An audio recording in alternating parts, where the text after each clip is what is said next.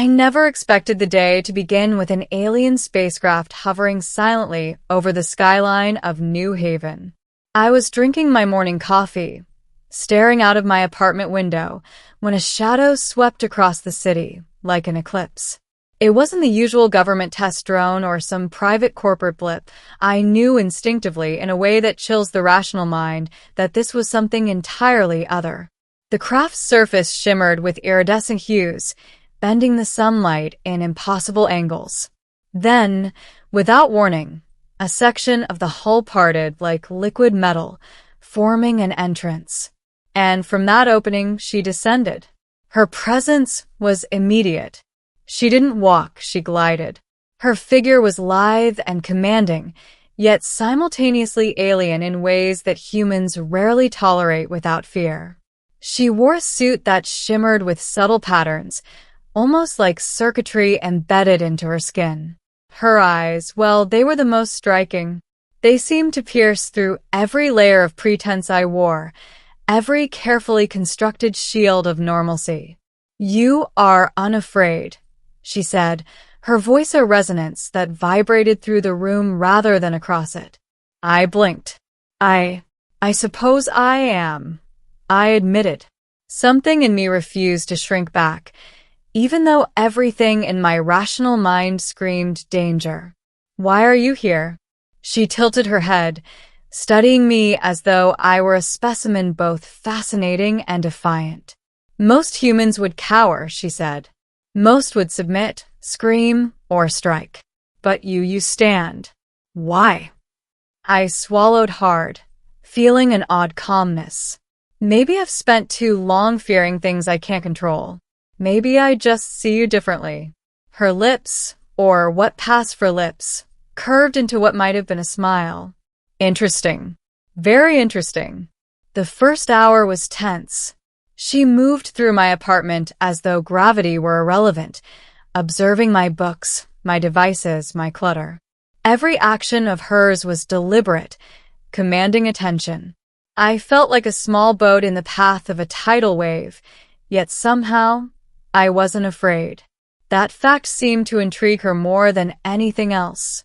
"I am Zyra," she introduced herself at last. "I have come to study and possibly control your kind. But you resist that impulse. Why?" I shrugged, trying to seem casual even though my heart raced. Maybe I'm not the type to be controlled. Or maybe I want to understand first. She stopped and turned to me fully, her eyes narrowing. "Most humans are predictable. They act from fear or desire.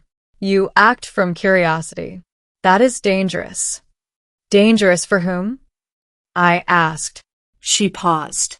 Then slowly, deliberately, she extended her hand. "Come with me." I hesitated only a moment before taking her hand. Her grip was firm, unyielding, yet I didn't feel restrained. It was like stepping into a current that moved with intelligence, guiding rather than pushing. She took me to her ship, a marvel of impossible engineering. Walls seemed to shift with our thoughts. Surfaces reflected not light, but possibility. Colors I didn't have names for pulsed gently along the floor, and the air hummed with energy I could feel but not define. Once inside, Zyra stopped. "This is my world, my command, and yet you do not fear me. This is unusual." I looked around, trying to take in everything at once. Fear isn't always rational, and maybe I trust that you wouldn't harm me, not without reason. She tilted her head again, the gesture almost feline. "Trust? Fascinating. You do not understand my nature, yet you offer trust." "Perhaps that's what makes humans interesting," I said. I felt bold, more bold than I had in years. Perhaps it was the surreal quality of the encounter, or perhaps her presence unlocked a courage I didn't know I possessed. Her reaction was subtle but unmistakable. She leaned closer, her gaze sharp and assessing.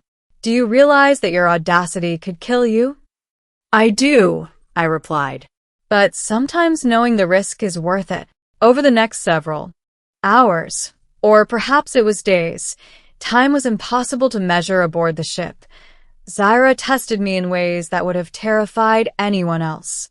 She created holographic scenarios where the ship itself attacked, where alien predators I could barely comprehend swarmed, where the laws of physics bent to her will. And every time, I remained calm, reasoning, adapting. "You are resilient," she said finally, a note of respect in her voice. "Few can face the unknown and not fall into fear." "Resilience is learned," I said. "I've faced too many unknowns to panic anymore." She regarded me silently, and in that silence, I sensed a shift. It was as though she had been expecting me to break, to plead, to scream, and yet I had not. That made her curious, and curiosity, as she had implied, was a weakness for most species she encountered. "What do you want from me?" I asked. She leaned closer, her eyes locking with mine. "I want to understand. I want to see the source of this defiance. It is not common. It is remarkable. And I wish to know why you do not fear me." "I've thought about that," I admitted. "I think it's because I respect you. You're dangerous, yes, but you're not mindless. Fear doesn't fit when respect exists." Her expression softened, if that is what could be called soft in her alien visage. "Respect is a rare commodity in your kind. Very well. I shall offer you something few humans receive, my trust. And in return, you will show me the essence of your courage." The next phase was a journey through her world, both physical and metaphysical. The ship traveled across dimensions I couldn't name, through constellations that existed only in the imagination, past suns and black holes that bent light into impossible arcs. Zyra guided me through trials that seemed to test not only physical endurance, but moral and psychological limits. At one point, she presented me with a choice: to save a civilization she had trapped in a stasis field, or to seize a device capable of bending time itself to my will. The temptation was enormous: control over time, over reality, over existence itself, but I hesitated. "Why hesitate?" she asked. "Because power without responsibility is fear in disguise," I said.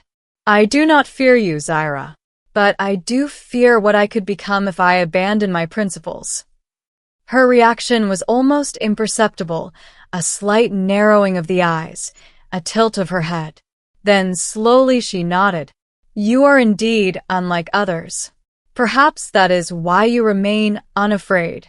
You understand yourself, and in doing so, you cannot be cowed by my nature alone." Days passed, or was it years? The passage of time aboard her ship was irrelevant, measured instead by the depth of understanding and trust that grew between us. We communicated in ways that transcended words: thought, emotion, resonance. I began to see the universe as she did, not as a collection of hazards and hierarchies, but as a network of potentialities. And then came the moment of final test. Zyra stopped the ship at the edge of a collapsing star cluster. Her voice was calm, authoritative. "This is your final trial. Will you take control, and in doing so, risk everything? Or will you remain human?" I looked at the chaos around us, stars dying, matter twisting, the very fabric of space-time unraveling. And I realized something profound. True courage is not the absence of fear, but the choice to act wisely despite it. "I will remain human," I said. "Not because I lack the ability to seize power, but because I understand the weight of responsibility. Fear isn't the measure here, principle is." Her expression shifted into something almost like awe. "Remarkable. You have passed." After that, the tone of our interaction changed. She no longer tested me. She guided me. She shared knowledge I could scarcely comprehend, revealing the vastness of the universe and the intricate interplay of civilizations, dimensions, and energies.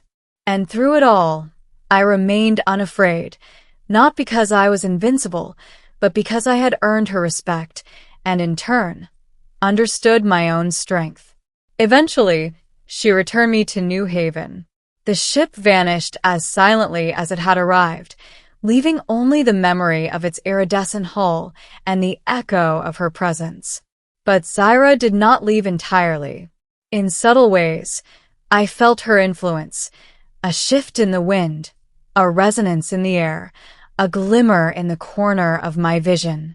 And I knew that this was not an ending. It was a beginning. Weeks later, I received a message, encoded in a language that transcended symbols. You did not fear me. You embraced your understanding. For that, you are unique. We shall meet again. I smiled. Fear had no place in the equation, but curiosity, courage, and respect remained. And as I stared at the empty sky, I realized that the universe was far vaster and far more alive than I had ever imagined. She had taken control. She had tested me. She had wanted to know why I didn't fear her. And in answering, I had discovered something far greater than survival: the power of choice, the strength of principle, and the profound understanding that courage is defined not by the presence of danger, but by the mastery of oneself in the face of it.